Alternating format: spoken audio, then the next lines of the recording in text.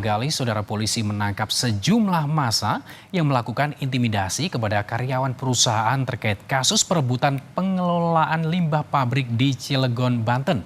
Satu di antaranya adalah koordinator lapangan aksi. Sejumlah massa memaksa memasuki sebuah perusahaan pengelolaan limbah industri dan melakukan perusakan serta intimidasi kepada karyawan yang tengah bertugas di Cilegon, Banten. Sejumlah massa memaksa karyawan perusahaan untuk keluar dari area kerja, bahkan sempat terjadi cekcok antara karyawan dengan massa, namun akhirnya bisa dilerai. Usai aksi itu, polisi menangkap 7 orang pelaku yang terlibat pada aksi. Ketujuhnya merupakan warga sekitar. Menurut polisi, pelaku melakukan aksi itu karena ingin meminta pengelolaan limbah pabrik di wilayah kota Cilegon, Banten.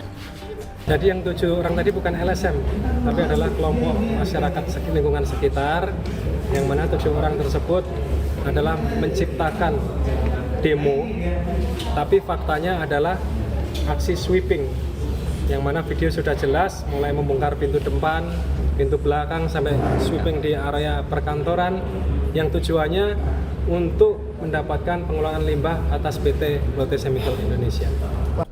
Polisi menetapkan EH sebagai otak di balik aksi itu. EH disebut sebagai aktor intelektual dan penanggung jawab utama aksi perebutan limbah pabrik.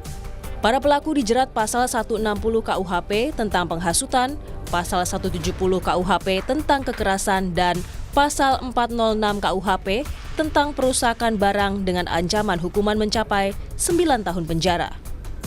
Tim Liputan, Kompas TV.